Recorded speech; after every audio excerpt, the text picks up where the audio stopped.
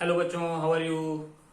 Once again I am here Dinesh Sarsiya with my YouTube channel Dinesh for maths. लेकिन आज फिर हम लोग लेंगे क्लास 11th फिजिक्स का टॉपिक। मैंने पहले एक्सरसाइज या पहले वीडियो में बताया था डायमेंशनल एनालिसिस क्लास 11th का फर्स्ट चैप्टर है, और डायमेंशनल एनालिसिस में डायमेंशनल फॉर्मूलाज कैसे निकालते हैं इसके बारे में मैंने आप लोगों से डिस्कस किया था। ठीक है, आज का जो वीडियो है वो हमारा है डायमेंशनल फॉर्मूलाज या डायमेंशनल एनालिसिस के यूजेस के बारे में, प्रिंसिपल्स के बारे में। ठीक है, डायमेंशनल फार्मूलाज के यूज से हम क्या क्या पता कर सकते हैं, जरा ध्यान से देखें। हमारे पास कुछ प्रॉपर्टीज है, यूजेस ऑफ डायमेंशनल इक्वेशंस और द एनालिसिस।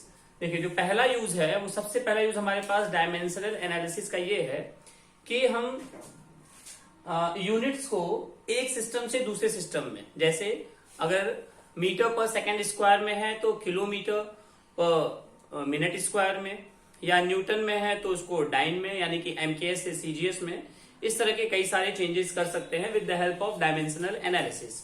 और दूसरा जो यूज है to check the correctness of the equation. तो कोई भी फॉर्मूला या कोई भी इक्वेशन जैसे v is equal to u plus a t या s is equal to u t plus half a t square, या ऐसे कई सारे इक्वेशन जो हम लोग फिजिक्स में पढ़ते हैं, वो इक्वेशन सही है या गलत है। अगर मान लीजिए s is equal to u plus a t में हम लोगों ने s is equal to v plus a t s equal to u plus a t में कुछ ऐसा लिख दिया जिससे कि इक्वेशन गलत हो रहा है और आपको पता नहीं है, तो आपको चेक करना है कि सही है कि गलत है। तो हम इसकी करेक्टनेस के बारे में भी डायमेंशनल एनालिसिस से चेक करते हैं। और जो तीसरा यूज है बहुत बेहतरीन यूज है to establish the relation among the various physical quantities. तो कुछ फिजिकल क्वांटिटीज हम लोगों को गिवन होंगी, जैसे एज एग्जाम्पल मैं लेता हूं कि time period t is equal to, आप सब जानते हैं t is equal to 2 pi under root L upon G, यानी कि l मतलब क्या होता है भाई, लेंथ होता है, और g क्या होता है, ग्रेविटेशनल एक्सेलरेशन। तो जो टाइम पीरियड t है वो किस पे डिपेंड कर रहा है, l पे और g पे। तो हमें मान लीजिए कि फॉर्मूला नहीं पता है तो हम डायमेंशनल एनालिसिस की हेल्प से फॉर्मूला बना सकते हैं, केवल हमें ये पता हो कि किस पे ये रिलेट करता है। तो इस तरह के कई सारे यूजेस हैं डायमेंशनल फॉर्मूला यानी कि डायमेंशनल एनालिसिस के। उसमें से मैंने पहला यूज जो है ये to convert units of the system into the units of the other system पे एक क्वेश्चन ऑलरेडी मैंने लिखा हुआ है, जिससे थोड़ा टाइम बच जाए। तो क्वेश्चन क्या है जरा ध्यान से देखिए, बस एग्जांपल ही लगाएंगे, हर एक प्रॉपर्टी के दो एग्जांपल्स आप लगाएंगे, आपको क्लियर हो जाएगा कि इसके यूजेस क्या हैं। ठीक है, तो पहला यूज और पहला एग्जांपल जरा ध्यान से देखिए। A body has a uniform acceleration of 45 kilometre per metre square. ठीक है, find the value in metre per second square. तो अब देखिए, ये किलोमीटर पर मीटर स्क्वायर में 45 आ रहा है, तो obviously metre per second square में कुछ और यहाँ पे न्यूमेरिकल वैल्यू आएगी। तो न्यूमेरिकल वैल्यू चेंज होगी क्योंकि यूनिट चेंज हो रहा है। तो हमारे पास एक फॉर्मूला है, जरा ध्यान से देखिए, numerical value L T minus two, L1 T1 लिखेंगे क्योंकि हमारा पहला वैल्यू है, पहले फॉर्म में ये किलोमीटर यानी लेंथ के लिए है, और मीटर आपका किसके लिए है भाई, मिनट स्क्वायर टाइम के लिए है। ठीक है, तो दूसरी तरफ N2 न्यूमेरिकल वैल्यू बदलेगी, L2 और T2 पावर माइनस टू। यहां मैंने LT पावर माइनस टू क्यों लिखा, देखिए शायद आपको याद होगा, एक्सेलरेशन का फॉर्मूला क्या था भाई, v minus you upon T, यानी कि वेलोसिटी अपॉन टाइम। ठीक है, और वेलोसिटी का डायमेंशनल फॉर्मूला अगर आप फर्स्ट वीडियो में देखें तो क्या था, मीटर पर सेकेंड होता है इसकी यूनिट, और वेलोसिटी के लिए डिस्टेंस अपॉन टाइम, तो LT पावर माइनस वन, और यहाँ पे t यानी कि LT माइनस टू आता है एक्सेलरेशन का डायमेंशनल फॉर्मूला, इसलिए यहां मैंने directly LT power minus two लिखा है। ठीक है, तो इसमें आप कंफ्यूज मत होइएगा। अब ध्यान से देखिए, जो हमारा N1 है वो हमें पता है, L1 T1 हमें पता है, L2 T2 भी पता है कि मीटर पर सेकेंड स्क्वायर में करना है, बस ये N2 नहीं पता है कि यहाँ पे अगर हम मीटर पर सेकेंड स्क्वायर में करते हैं तो जो न्यूमेरिकल वैल्यू आएगी वो कितनी होगी, यानी N2 हमें नहीं पता है। तो N2 के लिए डायरेक्टली हम फॉर्मूला बनाते हैं, N1 L1 T1 power minus two, और यहाँ पे L2 T2 power minus two.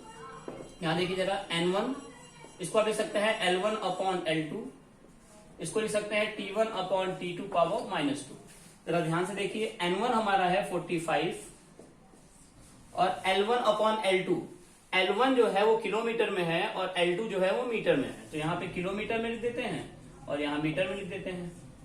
T1 upon T2, T1 हमारा मिनट में है और T2 हमारा सेकंड में है। ठीक है, पावर माइनस टू। इसी को सॉल्व कर लीजिए, ये सब आप जानते हैं। किलोमीटर जरा देखिए तो 45 और 1 किलोमीटर में कितना मीटर, तो 1000 मीटर। Upon metre. 1 मिनट में कितना सेकंड, 60 सेकंड, तो 60 second upon second, power -2। Second से सेकंड कैंसिल हो जाएगा, मीटर से मीटर कैंसिल हो जाएगा। हमारे पास जो आएगा वो आएगा 45 इंटू 1000 इंटू 60, ये आ जाएगी न्यूमेरिकल वैल्यू। इसको आप सॉल्व कर सकते हैं, सॉल्व कर लेते हैं। 6 5 30, 6 4 24 एंड 3 27, एक 0 इसका और 3 0 इसके, ठीक है। तो 27 lakhs सॉल्व करने पे 27 lakhs आएगा। अगर मैंने मल्टीप्लीकेशन गलत किया है तो आप एक बार देख लें, ठीक है। सो ये होगी हमारी न्यूमेरिकल वैल्यू। जब इसको हम मीटर पर सेकंड स्क्वायर में कन्वर्ट करेंगे तो finally we can write 45 kilometre per minute square is equal to 27 lakhs metre per second square. Okay, तो ये हमारा पहला यूज था डायमेंशनल फॉर्मूला का फिजिकल क्वांटिटीज को कन्वर्ट करने के लिए, यूनिट्स के न्यूमेरिकल वैल्यूज को कन्वर्ट करने के लिए। एक और एग्जांपल लेते हैं जल्दी से। हाँ, एग्जांपल लेते हैं। अब हमारे पास है 1 न्यूटन। 1 न्यूटन फोर्स, ये न्यूटन क्या है भाई, एमकेएस सिस्टम में है, एसआई सिस्टम में है। अब हमें इसको सीजीएस में कन्वर्ट करना है, सीजीएस में मीटर किलोग्राम सेकंड से सेंटीमीटर ग्राम सेकंड में कन्वर्ट करना है। देखिए इसमें भी हम पहले ही प्रॉपर्टी का यूज करेंगे, जरा ध्यान से देखिए। अगर आपको याद हो तो मैंने बार बार आपसे कहा था कि फोर्स का डायमेंशनल फॉर्मूला आपको याद होना चाहिए, MLT-2, ठीक है। फोर्स का डायमेंशनल फॉर्मूला क्या है भाई, MLT⁻²। ये आपका फोर्स का डायमेंशनल फॉर्मूला है। तो 1 न्यूटन यहाँ पे गिवन है, हमें सीजीएस सिस्टम में चाहिए इसकी वैल्यू क्या होगी। फिर से वही, ये क्या है भाई, use to convert the units of the system into the units of the other system. तो एमकेएस से हमें सीजीएस में कन्वर्ट करना है। देखिए फॉर्मूला मैंने आपको अभी भी बताया कि N1 फोर्स आपको पता है MLT⁻², तो यहाँ 1 कर देंगे क्योंकि पहले के लिए लिया। N2 दूसरा न्यूमेरिकल वैल्यू हमें पता नहीं है कितना आएगा, और यहाँ पे MLT⁻², 2, ठीक है। ये M1 L1 T1 जो हमें ऑलरेडी गिवन है उसके लिए है। M2 L2 T2 हमें जो बाद में गिवन है या निकालना है उसके लिए है। न्यूमेरिकल वैल्यू नहीं पता है, यहाँ पे न्यूमेरिकल वैल्यू पता है N1, ठीक है। तो N2 अगर हम निकालते हैं तो N1 M1 L1 T⁻² upon M2 L2 T⁻²। ये हो जाएगा N1 M1 upon M2 L1 upon L2 और T1 अपॉन T2⁻², ठीक है। जरा ध्यान से देखिए, N1 1 न्यूटन तो 1। अब ये M1 अपॉन M2 जरा ध्यान से देखिए, न्यूटन में मीटर किलोग्राम सेकंड होता है, तो मीटर को हमें किस में कन्वर्ट करना है भाई, ये हमारा 1 मीटर है और ये हमारा किसमें है भाई, किस होना चाहिए, सेकंड सेंटीमीटर में। L यानी कि लेंथ जो हमारा है वो मीटर में है, सॉरी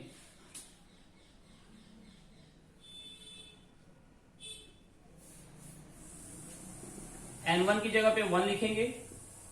M1 यानी कि मास, ये हमारा किलोग्राम में है और ये हमारा ग्राम में है।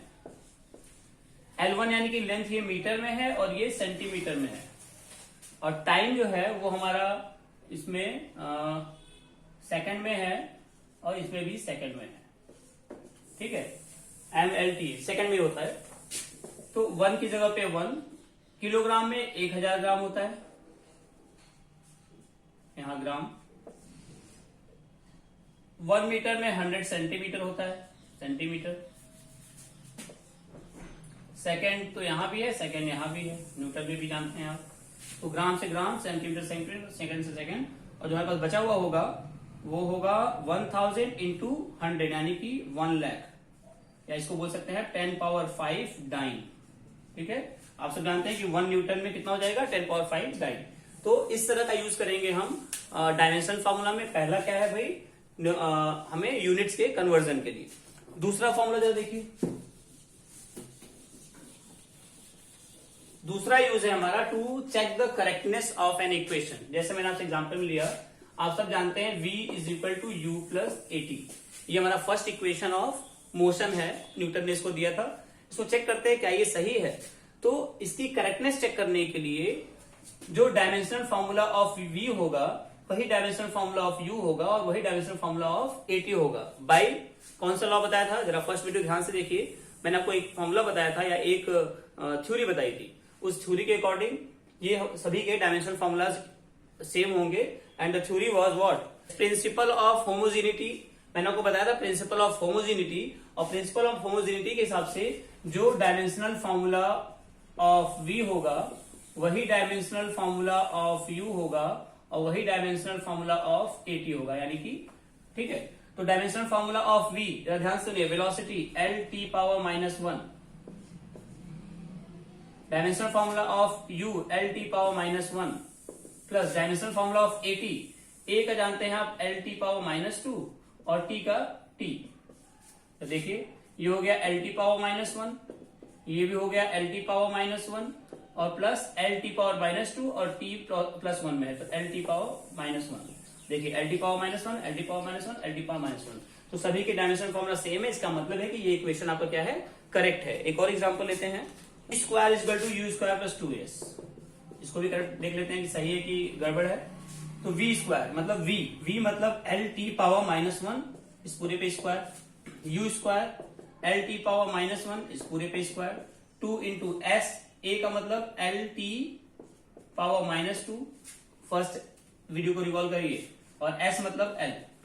ये हो जाएगा आपका L(2t⁻²), ये हो जाएगा L(2t⁻²) प्लस ये हो जाएगा 2, न्यूमेरिकल की कोई डायमेंशनल फॉर्मूला होते नहीं तो छोड़ देंगे, L इंटू L(2t⁻²), ठीक है। देखिए ये भी तीनों सेम है, इसका मतलब है कि ये फॉर्मूलाज करेक्ट है। तो इस तरह से हम लोग दूसरा यूज करेंगे to check the correctness of the dimensional formula. Okay, now third one, आप किसी भी इक्वेशन को लेके उसमें ये चेक कर सकते हैं कि whether the equation is correct और not with the help of dimensional formula. तो हमारा फर्स्ट वाला हो गया यूनिट कैसे चेक करते हैं, यूनिट कैसे चेंज करते हैं with the help of dimensional formula. Second हो गया कैसे करेक्ट है कि नहीं है ये चेक करना, और थर्ड सबसे इंपॉर्टेंट है कि कैसे हम रिलेशन मेंटेन करेंगे या रिलेशन यानी फॉर्मूला बनाएंगे अगर हमारे पास हेल्प हो डायमेंशनल फॉर्मूला का। तो ठीक है, जरा ध्यान से देखिए, मेरे पास एक क्वेश्चन है, the question is we have to establish a relation between physical quantities time period of a simple pendulum. देखिए जो time period of simple pendulum है वो किस पे डिपेंड करता है। जो time period of simple pendulum depend करता है मास ऑफ द बॉब, यानी कि जो पेंडुलम है उसमें जो मास है बॉब का उस पे, और टाइम पीरियड डिपेंड करता है लेंथ पे of the thread and the acceleration due to gravity पे। इन तीन चीजों पे डिपेंड करता है आपका टाइम पीरियड। इसको एक साथ अगर लिखना हो तो time period T is directly proportional to, या डिपेंड करता है M पे, L पे और G पे। हम यहाँ अपने से पावर A, B और C लगा सकते हैं। क्यों? क्योंकि जरूरी तो है नहीं कि हमेशा डायरेक्टली प्रोपोर्शनल हो सकता है कि कोई ना कोई ऐसा हो जो इनवर्सली प्रोपोर्शनल हो, तो पावर माइनस में आएगा तो फॉर्मूला अपने आप ऑटोमेटिकली हो जाएगा। ये काम हमें करना पड़ेगा कि किन किन चीजों पे डिपेंड करता है, क्वेश्चन में आपको गिवन होगा। आप T is proportional to M power A, L power B और G पावर C ऑटोमेटिकली अपने से लिख लेंगे। कांस्टेंट टर्म K आएगा, K की वैल्यू हम निकाल लेंगे, ठीक है। तो अब इसके बाद जरा ध्यान से देखिए, T is directly proportional to this. अब हमें फॉर्मूला निकालना है with the help of dimensional formula. तो T का मतलब क्या है भाई, टाइम, टाइम का डायमेंशनल फॉर्मूला T। M मतलब क्या है यहाँ पे, मास, मास का डायमेंशनल फॉर्मूला M। L यहाँ पे क्या है भाई, लेंथ, लेंथ का डायमेंशनल फॉर्मूला L। G यहाँ पे क्या है, gravitational acceleration, L(t⁻⁻2 power C। ध्यान से देखिए, यहाँ पे केवल T के बजाय आप M power 0, L power 0, T power 1 भी लिख सकते हैं, कोई फर्क नहीं पड़ता। प्रोपोर्शनल टू ये है आपका M power A, L power B, L power C, T power -2C। अब जरा ध्यान से देखिए, M power 0, L power 0, T power 1 proportional to M power, M और कहीं है, नहीं है, L और कहीं है, यस है, L power C, L power B, so we can write B plus C, T power -2C। अब जरा ध्यान देखिए, इधर भी MLT है, इधर भी MLT है। Now we can compare the powers. अगर कंपेयर करते हैं तो A की वैल्यू आ जाएगी 0, B प्लस C हमारा आ जाएगा, L के ऊपर B प्लस C है, L के ऊपर B प्लस C 0 है तो 0, और T के ऊपर -2C की वैल्यू आ जाएगी 1, यानी इस हिसाब से C की वैल्यू जो आएगी वो आएगी -1/2। ठीक है, अगर C की वैल्यू 1/2 तो B plus C is equal to 0, b plus value of c we have got -1/2. So b is equal to 1/2. तो b की वैल्यू मिल गई, a की वैल्यू मिल गई और c की वैल्यू मिल गई, तो उसको हम यहाँ पे उठा के पुट करेंगे इसमें, ठीक है। पुट करिए जरा। फॉर्मूला था t proportional m power a l power b g power c। तो t proportional m means m, a की value we have got 0, l means l, b की value we have got 1/2, g की value भी g value g, c की value we have got -1/2, c -1/2, यानी t is proportional to m तो रहेगा ही नहीं, l power 1/2 और g पावर, यानी कि क्या हम ये लिख सकते हैं 1/2, ठीक है।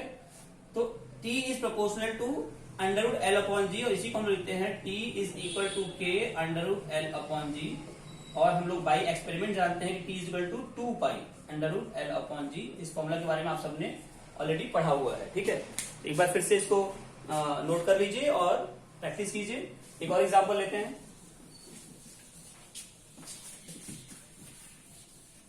हाँ, तो यूजेस ऑफ डायमेंशनल फॉर्मूला में सबसे इंपॉर्टेंट है ये, और हमारे पास एक क्वेश्चन है,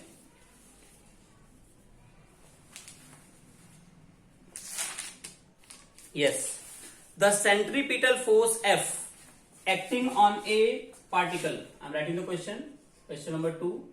The centripetal force F acting on a particle moving in circular orbit depends on its mass m, radius of circle r,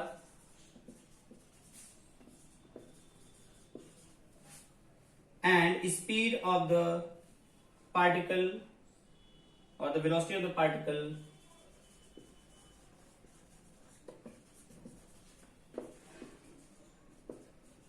v। सो हमें रिलेशन मेंटेन करना है, यानी कि फॉर्मूला बनाना है। देखिए यहां वो गिवन है कि जो F है सेंट्रीपिटल फोर्स, वो किन किन चीजों पे डिपेंड कर रहा है, वो डिपेंड कर रहा है आपका मास, रेडियस का मतलब r, एंड वेलोसिटी v पे डिपेंड कर रहा है, ठीक है। तो जिन जिन चीजों पे डिपेंड कर रहा है वो मास है, रेडियस है और वेलोसिटी है, पावर a b c मैंने आपको बताया, ये लगाना है। अब जरा हमें फॉर्मूला मेंटेन करना है। देखिए आपको सेंट्रीपिटल फोर्स के बारे में नहीं पता है, अभी आप क्लास 11th में आए हैं, क्लास 10 तक इसके बारे में नहीं था। जो भी फॉर्मूला होगा जरा उसको निकालते क्या आएगा, मान लीजिए नहीं पता है वो, लेकिन आप सही फॉर्मूला निकाल सकते हैं, डिराइव कर सकते हैं। This is the best use of this dimensional formula of, हाँ ठीक है, uses of dimensional formula, sorry. Now F का मतलब होता है m/l⁻², मैंने आपको पहले बताया था, इसका डायमेंशनल फॉर्मूला आपको याद होना चाहिए। m का मतलब होता है मास, ये हो जाएगा पावर a, r मतलब रेडियस मतलब डिस्टेंस में नापेंगे, तो यहाँ पे l आएगा, l पावर b, वेलोसिटी मतलब lt⁻⁻1 पावर c।